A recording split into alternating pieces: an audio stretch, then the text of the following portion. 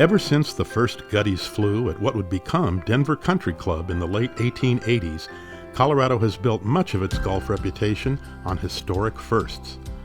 Denver Country Club, the first club west of the Mississippi admitted to the United States Golf Association. Frank Woodward, the first person from the West to become USGA president. The Broadmoor, the first golf course in the U.S. higher than 6,400 feet above sea level. Pueblo's Howard Creel, the first left-handed player in the U.S. Open. Cherry Hills, the first U.S. Open venue west of Minnesota. Edgewater's Babe Zaharias, the first American to win the British Ladies Amateur. Jack Nicklaus's first national championship. Bill Wright, the first African-American national golf champion. Arnold Palmer's first and only U.S. Open win. Phil Mickelson's first and only USGA championship title. Annika Sorenstam's first of 3 U.S. Women's Opens and 72 LPGA Tour wins. The International, the first PGA Tour event to use the modified Stableford scoring system and the first to offer $1 million in prize money. City of Aurora's Dennis Lyon, the first public course president of the GCSAA. The Broadmoor's Judy Bell, the first female president of the USGA. Colorado Golf Club, the host of the first senior PGA championship and Solheim Cup west of the Mississippi River, and the site of the first U.S. mid-amateur victory by a foreign player. The Colorado Open, the first state open with equal purses for its men's and women's championships. And in this, the Colorado Golf Hall of Fame's 50th anniversary year, comes another first, the opening at the Broadmoor of the first state golf museum of its kind in the United States. Built to the exacting standards of Colorado's only 5-star, 5-diamond resort, the Colorado Golf Hall of Fame Museum not only italicizes the history of golf in the Centennial State, it also celebrates those Coloradans who made that history and those who continue to make it. Tonight, we honor them. They are champion golfers, both professional and amateur. They are decorated golf professionals and instructors, and administrative leaders of local, national, and international renown. They are the visionary architects who design our courses, and the skilled superintendents who keep them green. They are the flawless tournament organizers, and the devoted media members who report on it all. Since 1973, we have sought to preserve the legacies of those who have made Colorado golf great. The inaugural class featured Babe Lind, the first Coloradan ever to play in the Masters and longtime director of Denver Golf. Evergreen-based PGA Tour star Dave Hill, who had won his first of 4 Colorado Opens and in weeks would compete in his second Ryder Cup. And the late Babe Zaharias, who enjoyed great success while living in Denver. The city honored her for winning the U.S. Women's Amateur and becoming the first American to win the British Ladies Amateur Championship. More than 145 inductees have followed. Here are but a few. A USGA Bob Jones Award winner and 5-time Curtis Cup player Barbara McIntyre won 2 U.S. Women's Amateurs and, like the great Babe, captured the British Ladies Amateur. Also winning the British Ladies Amateur were Carol Flanagan, who was the 1960 U.S. Girls Junior Champion and winner of 25 Colorado State titles, and Nancy Roth Sims, who played on 3 Curtis Cup teams, captained another, and earned medalist honors in the 75 U.S. Women's Amateur. Colorado's match play maestros include Walter Fairbanks, Larry Bromfield, Larry McAtee, and Mark Crabtree, who combined to win 20 state match play championships. Did you know Denver's M.A. McLaughlin won the first, second, and fourth editions of what would become the AT&T Pebble Beach Pro-Am? Or that Colorado's Jim English was low amateur over Jack Nicklaus and Charlie Coe in the 1959 U.S. Open? Or that the Broadmoor's Tish Preuss was low-am in 2 U.S. Women's Opens and the 1991 U.S. Senior Women's Amateur Champion? The Hall of Fame spotlights record holders such as Kim Eaton, winner of more state titles than any other woman. Janet Moore, winner of 5 state stroke play titles in 7 years. And her husband Kent, a state champion in 6 different decades. There's 6-time CGA Player of the Year Rick DeWitt, U.S. Junior Champion and 3-time Colorado Stroke Play Champion Bob Byman, and the only man ever to win the Colorado State Match Play, Stroke Play, and Colorado Open Championships in the same year, Gary Longfellow.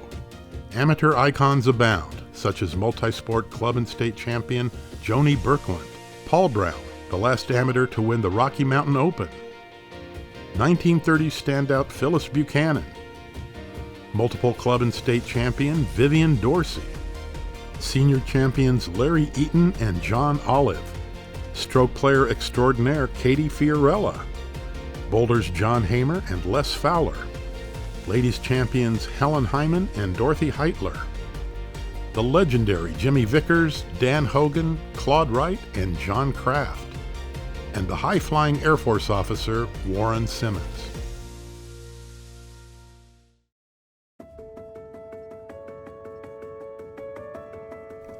Bridging the amateur and professional ranks, Bill Loeffler triumphed both nationally, capturing a U.S. Mid-Amateur PGA Assistant Professional Championship and Senior PGA Professional National Championship, and locally with 3 Colorado Opens, 3 Colorado PGA Section Championships, and 3 Broadmoor Invitations.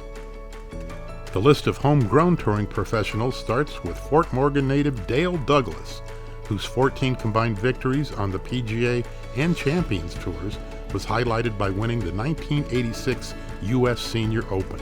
Hale Irwin also won the U.S. Senior Open Championship twice. The Boulder product remains one of only 5 players ever to win 3 U.S. Opens. He also captured 20 PGA Tour events, 45 Champions titles, and played on 5 Ryder Cup teams.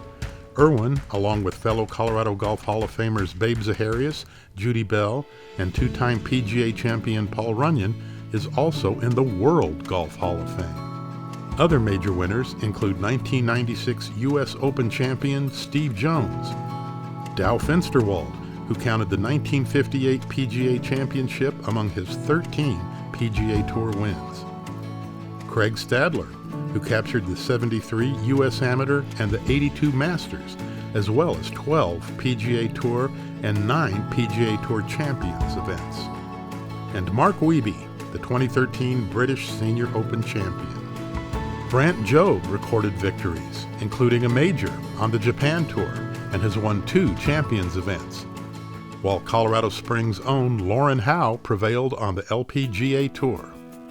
And when Jill McGill captured the 2022 U.S. Senior Women's Open, she became one of only 3 women with victories in 3 different USGA championships.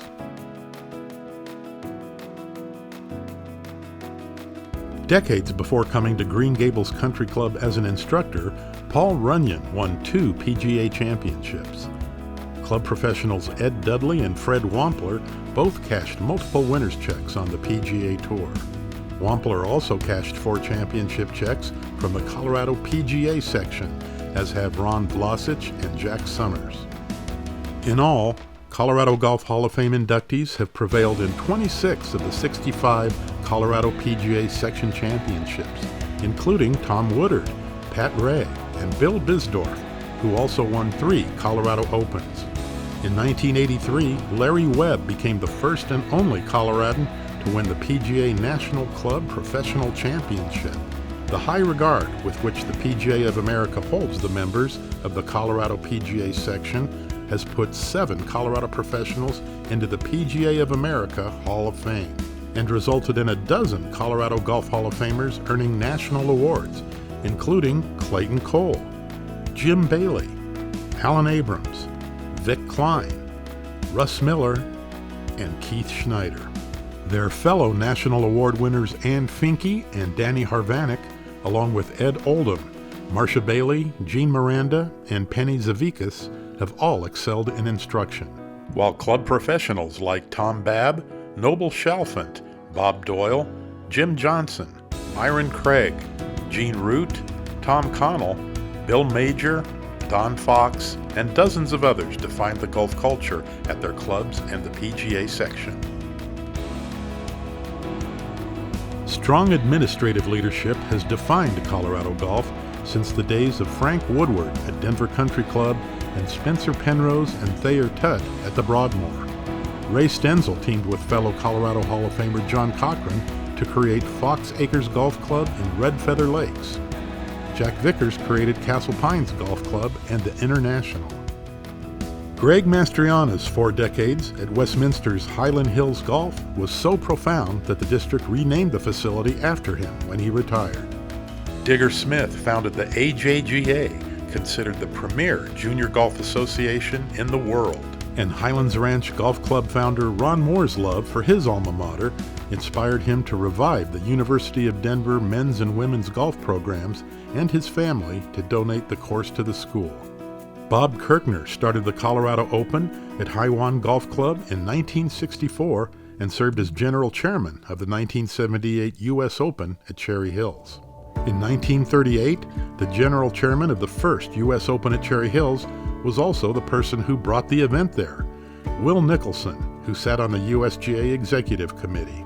He groomed his son, Will Nicholson Jr., who would later serve as USGA president and preside over the Masters Rules and Competitions Committees at Augusta National.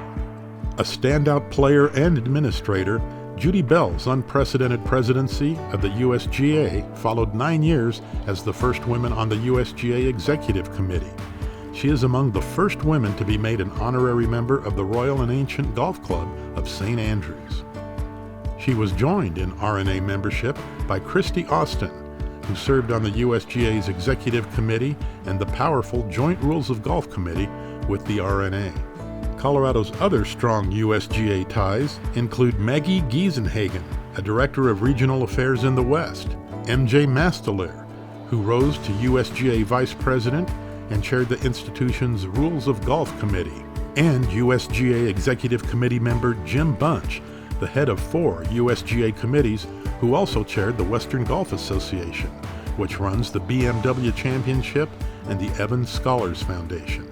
There wouldn't be an Evans Scholars House at the University of Colorado were it not for Colorado Golf Association President Dick Campbell and CGA Governors Sonny Brinkerhoff and Homer McClintock. Nor would the CGA and Colorado Golf Hall of Fame be the institutions they are today without the commitment of directors Gary Potter, Lynn Mistowski, and John Gardner. The design and maintenance of golf courses merges art, strategy, and science to create playing fields of infinite challenge and enjoyment.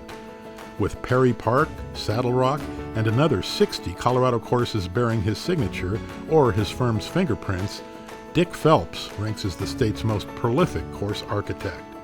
Heir to a course architecture legacy, Press Maxwell's Colorado canon includes such gems as Highwan, Rolling Hills, Pinehurst, Kissing Camels, and Boulder Country Club. After working alongside Jack Nicklaus and Tom Weiskopf, Grand Junction native Jay Morrish made a name for himself in Colorado with River Valley Ranch in Ravenna near Waterton Canyon.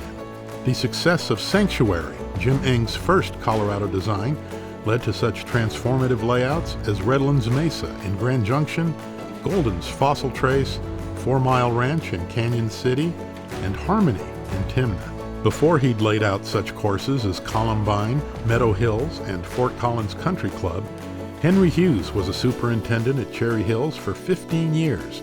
He co-founded the Rocky Mountain Golf Course Superintendents Association with Denver Country Club's Jim Haynes.